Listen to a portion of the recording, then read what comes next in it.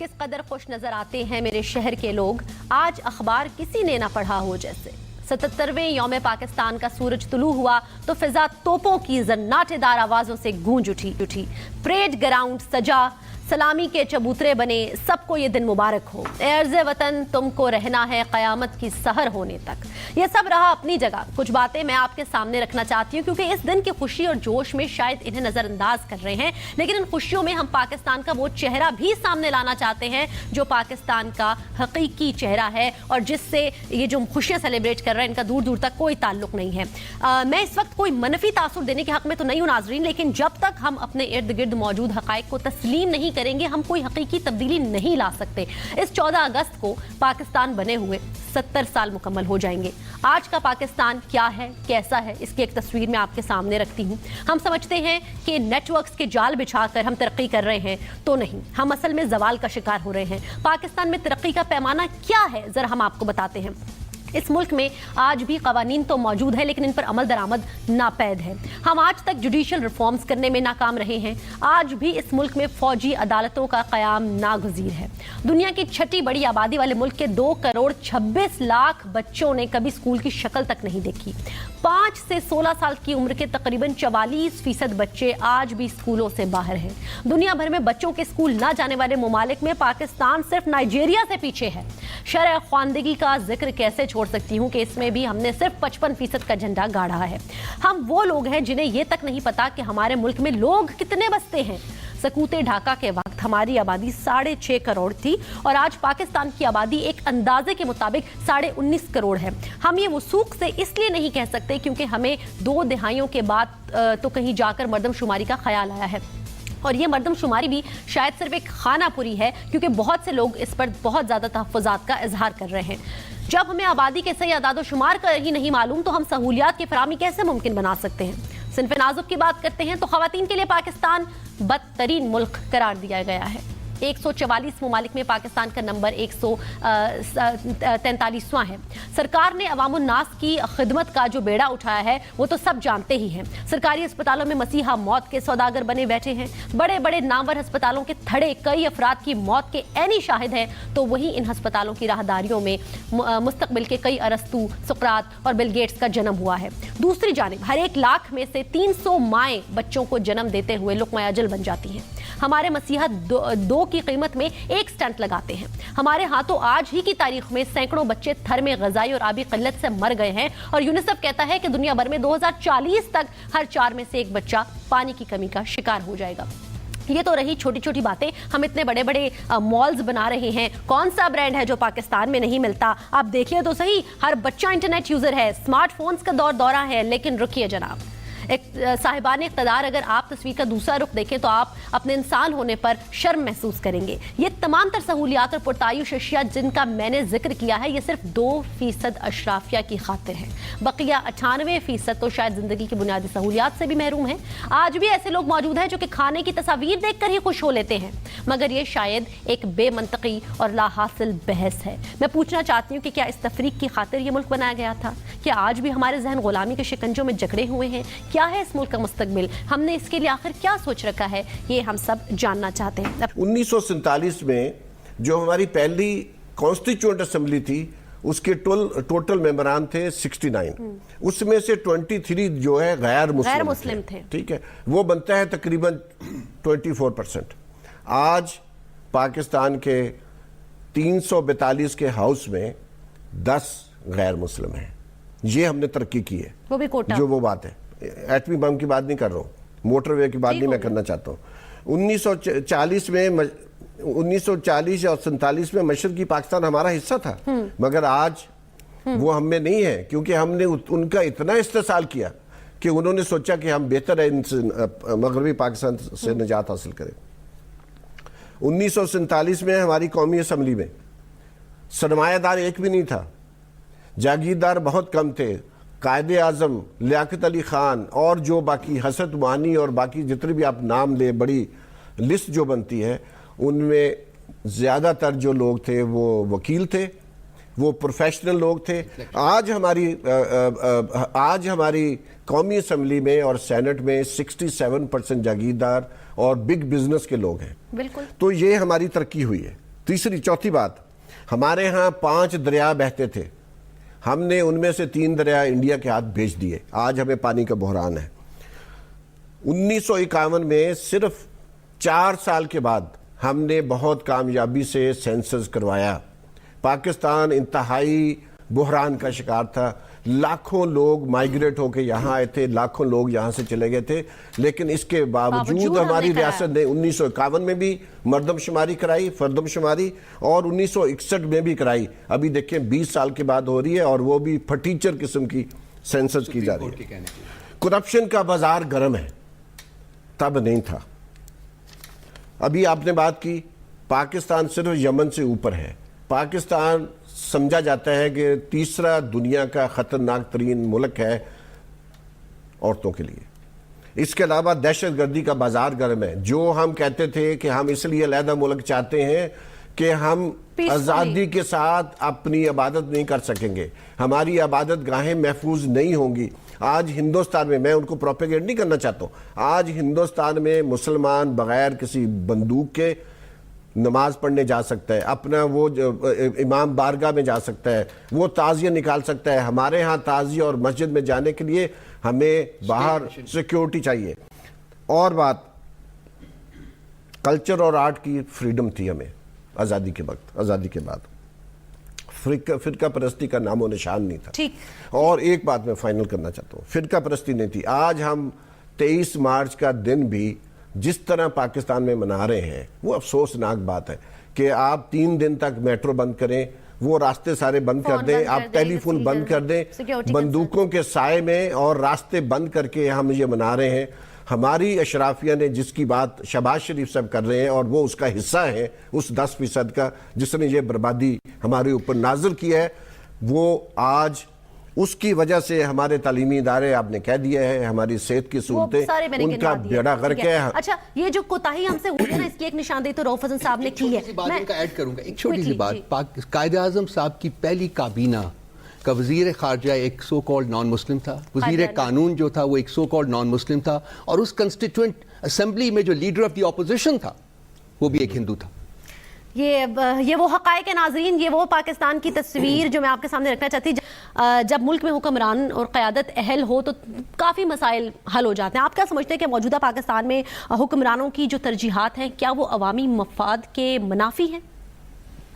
ये बड़ा ही ट्रिकी सवाल है आपका, बहुत इंपॉर्टेंट सवाल भी है। देखिए, एक तो मैं जस्टिस साहिबा की जो ऑप्टिमिज्म है उसको बिल्कुल शेयर करता हूँ। ये मुल्क हमारा है, हम सब का है, और हम यहीं रह रहे हैं, यहीं पैदा हुए हैं, और मेरा ख्याल है कि हमें किसी स्टेज के ऊपर भी उम्मीद का दामन हाथ से नहीं छोड़ना चाहिए। हालांकि सेटबैक्स तो बहुत हुए हैं। जस्टिस साहबा ने कायद-ए-आज़म साहब की उस तकरीर का जिक्र किया है, लेकिन मेरा ख्याल है कि उसकी एक चीज़ जो है मैं ज़रूर हाईलाइट करना चाहूँगा। मैं इसको ऐसे देखना चाहूँगा कि पाकिस्तान को क्या बनना चाहिए था और पाकिस्तान क्या बन गया है आज। ये बहुत ज़रूरी है ये देखने के लिए कि पाकिस्तान कहाँ है और कहाँ जाएगा। उन्होंने जो वो जिस तकरीर का हवाला दिया जस्टिस साहिबा ने, उस पर अंग्रेज़ी में उनके अल्फाज थे कि you are free to go to your temples, you are free to go to your mosques or to any other place of worship. रियासत का इनसे कोई लेना देना नहीं मैं इसका नो, हाँ, मैं उस पे आ रहा था। You may belong to any caste, creed or colour, that has nothing to do with the state. उसमें जो अंडरलाइन चीज़ है वो है स्टेट, यानी कि स्टेट जो है, रियासत जो है, वो किसी डिस्क्रिमिनेशन का हिस्सा नहीं बनेगी, और किसी डिस्क्रिमिनेशन को वो, यानी कि आप जाइए अपने मंदिरों में जाइए, आप मस्जिदों में जाइए, या अपनी किसी और इबादत गाह में जाइए, आपका कुछ रंग हो, कुछ कास्ट हो, कुछ क्रीड हो, उसका कोई ताल्लुक रियासत के साथ नहीं है। लेकिन आज हम देखते हैं कि ये मुल्क बनने के 2 साल के अंदर अंदर इसे बुला दिया इस मुल्क को नहीं, ऑब्जेक्टिव रेजोल्यूशन हमने पास कर दिया। मैं एक पर्सपेक्टिव आपको देना चाह रहा हूँ, और हमने रियासत को मजहब का लबादा जो है वो ओढ़ दिया, रियासत हमारी ने, और उसके बाद से रियासत जो है वो इनहेरेंटली डिस्क्रिमिनेटरी हो गई। उसने अपने ही अवाम को डिस्क्रिमिनेट, लेकिन नारे क्या लगे थे, पाकिस्तान का मतलब क्या, ला इलाहा इल्लल्लाह। देखिए, ये तो एक बड़ी लंबी तारीखी गुफ्तगू आ जाएगी, तारीखी गुफ्तगू आ जाएगी, बहुत ज्यादा आर्ग्यूमेंट उसमें मैं 2-3 मिसालें ज़रूर देना चाहूँगा कि जिसमें कि रियासत की जो तंग नज़री है वो बहुत ज़्यादा तरीके से सामने आई। میں فیل کرتا ہوں کہ ہمارے مسائل کا آغاز اس وقت ہو گیا تھا. ہم مسلمان ہیں, ہم مسلمان رہیں گے. میں اس کو مذہب کی بات نہیں کر رہا, لیکن ریاست کا مذہب سے تعلق جو ہے وہ میرے نزدیک جو ہے وہ ہم نے مذہب کا لبادہ اوڑھ دیا. وہ وہاں ایک انہیرنٹلی ڈسکریمنیٹری. دوسری بات دیکھیے کہ ہماری جو تنگ نظری جو ہے اس کا اظہار کہاں ہوتا ہے. قائد اعظم صاحب کی ایک اور سینگ تھی, انہوں نے کہا تھا کہ یونٹی, فیتھ اور ڈسپلن. میں ایک بڑی چھوٹی سی مثال آپ کو دوں گا, اور میرا خیال ہے کہ اس سے آگے جانے کا راستہ, ہماری بحث کو آگے لے جانے میں کچھ تھوڑے سے ہم فیسیلیٹیشن ہوگی. یونٹی, فیتھ اور ڈسپلن. اور یہاں جو لفظ فیتھ کا استعمال کیا تھا قائد اعظم صاحب نے, وہ فیتھ مذہبی فیتھ نہیں تھا, وہ فیتھ تھا انسان کی اپنی ذات میں فیتھ. کہ اگر آپ, اور قائد اعظم نے بارہا اس کا اظہار کیا ہے کہ اگر آپ کو اپنے آپ میں فیتھ ہے تو آپ آسمان تک جا سکتے ہیں, آپ ہر چیز کو فتح کر سکتے ہیں. وہ علامہ اقبال صاحب کے بھی بہت سے اشعار ہیں, میرے پاس اتنا وقت نہیں ہوگا کہ ان کو بیان کیا جائے. ایک ڈکٹیٹر یہاں اس ملک میں آیا اور اس نے یونٹی, فیتھ اور ڈسپلن کو چینج کر کے فیتھ, یونٹی اور ڈسپلن کر دیا, اور فیتھ کا مذہب جو ہے وہ فیتھ ان مذہب کر دیا. تو بنیادی آپ کو لگتا ہے یہی سے کہنے کا مطلب یہ ہے, اس میں جہاں اشرافیہ کا تعلق ہے, جہاں رولرز کا تعلق ہے, جہاں انہوں نے ہمارا جو ایتھوس تھا اس کو ڈسٹورٹ کیا, جو قائد اعظم نے جس چیز کا خاکہ پیش کیا تھا, جس طرح کا ملک وہ چاہتا تھا, جو بنیادی ڈھانچہ 11 اگست کی اسپیچ میں کنسٹیٹوئنٹ اسمبلی میں انہوں نے کہا کہ یہ میرا ملک ہے, میرا خواب یہ ہے, ایسا پاکستان بننا چاہیے, اس کو نہ صرف ہمارے اشراف نے ڈسٹورٹ کیا, بلکہ جو امپورٹنٹ چیز ہے کہ عوام نے کھڑے ہو کے اس کے اوپر کوئی احتجاج نہیں کیا. عوام نے کھڑے ہو کے یہ نہیں کہا کہ یہ میرا پاکستان نہیں ہے. میجورٹی میں تھے, اب ہم مسلمان تھے اور ہم نے اس کو اپنے لیے استعمال کیا. اس کے بعد احتجاج نہیں کیا نا, انہوں نے کھڑے ہو کے یہ نہیں کہا کہ یہ تو میرا پاکستان نہیں تھا, یہ تو میرے لیڈر کا پاکستان نہیں تھا, ایسا پاکستان تو نہیں بننا چاہیے. لیکن یہ تو احتجاج تو بنتا تھا. میں باری صاحب سے بھی اگر ایک اس میں, کیونکہ گڈ گورننس, سر یہ ان چیزوں سے کوئی نہیں روک رہا تھا نا. گڈ گورننس نہیں تھی, شعور عوام میں بیدار کرنے کے حوالے سے, اور یہ جو میم نے بھی بات کی قیادت کے اصول وضع کرنے کے حوالے سے, ان ساری چیزوں سے کون روک رہا تھا؟ یہاں پہ کس کا قصور ہے؟ عوام کیوں نہیں بولی اگر حکمران یا رولرز یا اشرافیہ جو تھی وہ they were tightening the noose around our necks. دیکھیے آج قرارداد لاہور, اس وقت اس کا یہی نام تھا, اس کو پیش کرنے والا ایک بنگلہ دیشی شخص تھا, اور وہ مسلم لیگ کے ایک بہت بڑے عوامی جلسے میں ہوا تھا. اس طرح کے فیصلے 1940 اور اس سے پہلے تمام سیاسی جماعتیں اپنی سالانہ کنونشن کرتی تھیں, کانگریس کرتی تھیں, اس میں اس طرح کے فیصلے ہوتے تھے. آج ہم 77 سال کے بعد کوئی عوامی فیصلے نہیں لیتے, ہم عوام کو انوالو ہی نہیں کرتے. تو ایک تو یہ فرق ہے جو بہت بڑا, لیکن سب سے بڑا فرق یہ ہے آج جو ہمیں دیکھنا ہے. یہ میں ایک سٹیٹمنٹ پڑھنا چاہتا ہوں, اور اگر اس کے بعد میں چاہوں گا سکرین پہ آپ دکھائیں. اخبار میں چھپی ہے, یہ آج اخبار میں ہے, اور آپ اندازہ خود لگائیے کہ یہ کس کا مضمون ہے.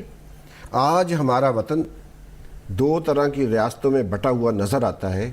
ایک وہ پاکستان جو اس ملک کی 10% اشرافیہ کے قبضے میں ہے اور اسے ہر طرح کے حقوق, ریاستی تحفظ اور زندگی کی آسائشیں میسر ہیں, جبکہ دوسرا وہ پاکستان جس کے 90% عوام پچھلی 7 دہائیوں سے مشکلات کی چکی میں پس رہے ہیں. اب وقت آ گیا ہے کہ اس خلیج کو ختم کیا جائے اور پاکستان کے 90% عوام کو ملکی وسائل میں شراکت اور ملکیت کا حامل قرار دیا جائے. اب بتا بھی دیجئے کس کی ہے یہ شہباز شریف صاحب کا آرٹیکل ہے جو آج چھپا ہے. تو کنفیشن ہے ایک طریقے سے, اور لکھ بھی وہ رہے ہیں. بھائی میں صرف یہ پوچھنا چاہتا ہوں, کوئی مایوسی میں نہیں پھیلا رہا, یہ ہمارے جو پچھلے 35 سال سے حکمران ہیں ان کی وجہ سے یہ کچھ ہوا ہے. تو کر رہے ہیں نا, کم سے کم آج مان تو رہے ہیں نا, ان کو روکا کس نے؟ نہیں. اور پچھلی اتوار کو انہوں نے اور آرٹیکل لکھا, انہیں سن کر میرے دل میں ایک بار پھر اس ملک میں روا رکھے جانے والے طبقاتی فرق اور ظالمانہ نظام کی یاد تازہ ہو گئی ہے. شاید ملک میں امیر اور غریب کے درمیان فرق کی لکیر کبھی بھی اتنی گہری نہیں تھی, اور اس کی فکر لمحہ بھر کے لیے بھی میرے ذہن سے محو نہیں ہوتی. کے لیے انتہائی بدقسمتی کی بات ہے کہ اسے نام نہاد اشرافیہ نے یرغمال بنا رکھا ہے. پچھلے 35 سال سے جو لوگ حکمران ہیں خود ہیں, ان کو کس نے روکا ہے؟ آپ اتنے پاورفل ہیں, پچھلے کتنی دہائیوں سے آپ برسر اقتدار ہیں, آپ کے پاس پاور ہے, آپ کے پاس لیجیٹیمیسی ہے. یہ تو میں اس لیے میں نے پڑھا ہے تاکہ سب کو پتہ چلے. یہ شہباز شریف صاحب کے دونوں مضامین ہیں جو صرف 4 دن کے وقفے کے ساتھ جنگ میں اور نیوز میں چھپے. بات کر رہے رؤف حسن صاحب, کیا حالات تبدیل ہوں گے؟ کیا عوام میں شعور آ رہا ہے؟ کیا ہم ہماری ذمہ داریوں سے آگاہ ہیں؟ شعور آنے کی سب سے بڑی انگریڈینٹ کیا ہوتی ہے؟ وہ ہوتی ہے تعلیم. آج ہمارے ملک میں تعلیم کے اوپر آپ کے جی ڈی پی کا کتنا پرسنٹیج لگایا جا رہا ہے؟ I think it is 2%. اب یہ دنیا کی کم ترین انویسٹمنٹس ایجوکیشن سیکٹر میں ان میں سے ایک ہے. اس میں ڈیولپمنٹ بجٹ کم ہے, یہ تو ایکچولی تنخواہوں میں سارا نکل جاتا ہے. تو جس ملک میں آپ کی جو پرائیورٹیز ہوں اس میں تعلیم ایک پرائیورٹی نہ ہو, اور میں یہاں تک کہوں گا جو میرے دوست باری نے جو سب کچھ کہا ہے, یہ بڑے اچھا کیا انہوں نے, یہ سارا مٹیریل لے کے آئے ہیں. یہ ان لوگوں کے منہ کے اوپر یہی چیز تو ہے, یہ کالا ہے, تماچا ہے بالکل, اور یہ لکھتے ہیں, ان کو شرم نہیں آتی ہے. سوری, میں یہ کہوں گا کہ جی یہ جو لوگ جو اس قسم کی بات کرتے ہیں, یہ کیوں 35 سال میں یا 40 سال میں یا 70 سال میں یہ ملک جو ہے یہ ترقی کی شاہراہ کے اوپر نہیں چڑھ سکا آج تک؟ وہ اس لیے کہ جو ہمارے اشرافیہ ہیں ان کی پرائیورٹی یہ نہیں ہے کہ یہ اپنے عوام کو تعلیم دیں, ان کا سوشل جو کانٹریکٹ ہوتا ہے اسٹیٹ کا, ریاست کا اور عوام کا, اس کو امپلیمنٹ کریں, ان کو بیسک فیسلٹیز دیں ہیلتھ سیکٹر میں اور باقی سیکٹرز میں. ان کی پرائیورٹی یہ ہے کہ ان کو وہیں رکھا جائے جہاں وہ ہیں, تاکہ ان کی جو دکانداری ہے وہ چلتی رہے, وہ زیادہ مضبوط ہو, وہ سارا کچھ ہو. لیکن یہ نہیں لکھیں گے نا, اب یہ سارا کچھ ایک ڈرامہ ہے. ان کو having said all this, رؤف صاحب, جس ملک کی جو حکمران طبقہ ہے وہ خود اتنا مایوس ہے, آپ مجھ سے کیا ایکسپیکٹ کرتے ہیں کہ میں یہاں پہ بیٹھ کے کس پاکستان کی تصویر پیش کروں؟ سر جی, میں اس کے اوپر ایک کامنٹ کرنا چاہتا ہوں, آئی ہوپ کہ آپ مجھے کرنے دیں گی. دیکھیے, اگر جو انہوں نے تصویر کشی کی ہے اس ملک کی, اور میں کہتا ہوں اور ان کے بڑے بھائی کچھ اور تصویر کشی کرتے ہیں, روز پیتا کٹ یہ تصویر کشی جو انہوں نے کی ہے, یہ تصویر کشی بالکل ٹھیک کی ہے. وہ لوگ جو کہ 30-35 سال سے اس تصویر کشی کرنے کے بعد ان کو شرم آنی چاہیے کہ یہ پاکستان ہے جو بنا رہے ہیں. بس سر, یہ وہ پاکستان تھا لٹرلی. مجھے افسوس ہے کہ مجھے آج جب مجھے مبارکباد دینی چاہیے اور پاکستان کی پازیٹیو پکچر پیش کرنی چاہیے, لیکن میں ان لوگوں میں سے نہیں ہوں جو وہ سورج کے ڈر سے ریت میں منہ چھپا لے. دس از ویری امپورٹنٹ کہ ہمیں ادراک تو ہو کہ مسائل ہیں کیا. اور آپ دیکھ لیجیے کہ بڑے بھائی فیتا کاٹتے ہیں اور وہ پاکستان کی وہ تصویر پیش کرتے ہیں, اور چھوٹے بھائی کہتے ہیں کہ یہ تو 10% جو ہے ان کے پاس ہے سارا کچھ. باری صاحب بہت شکریہ فار آل دی اسٹارٹس, بڑی اچھی چیزیں آپ ہمارے لے کر آئے. روفن صاحب بہت بہت شکریہ for speaking the truth as always.